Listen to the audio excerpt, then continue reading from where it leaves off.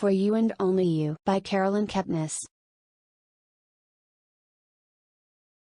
A literary escape to Cambridge. Joe Goldberg escapes his captivity and relocates to Cambridge, Massachusetts, after being accepted into an elite writing fellowship. He aims to reinvent himself as a respected author among intellectual equals, leaving his violent past behind. Obsession with a fellow writer. Joe becomes fixated on Sarah Beth, a talented and trauma-scarred member of the fellowship.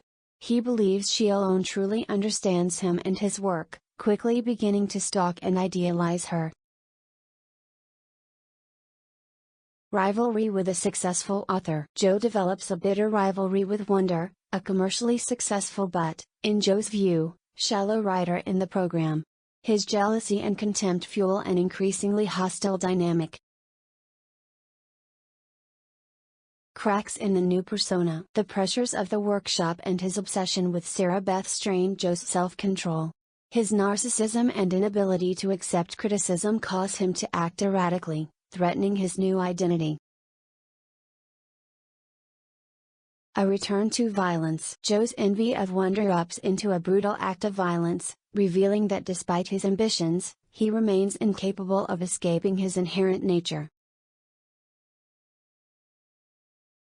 Confronting lingering ghosts. Joe continues to be tormented by memories of Love Quinn and consequences from his past, which haunt his thoughts and compound his instability. Unmasking Sarah Beth. Joe discovers that Sarah Beth is not the vulnerable soul he imagined. She is manipulative, secretive, and has been using Joe for her own ends. The ultimate betrayal. Joe realizes he has been outplayed. Sarah Beth saw him not as a kindred spirit, but as material for her writing. His ego is shattered by this revelation. Reverting to old patterns. Faced with betrayal, Joe abandons any attempt at change and reverts to his most familiar method of problem solving, ruthless violence. Hollow victory. Joe survives the fellowship and eliminates his rivals, but any hope of redemption or transformation is gone. He is left alone, unchanged, and bound to repeat his cycle of destruction.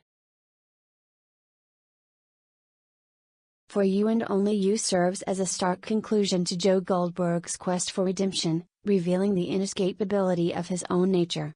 Despite entering the rarefied world of literary ambition, he remains trapped in a cycle of obsession, violence, and self-sabotage. The novel ultimately dismantles the fantasy of reinvention, arguing that some wounds are too deep to heal, and some identities too entrenched to change.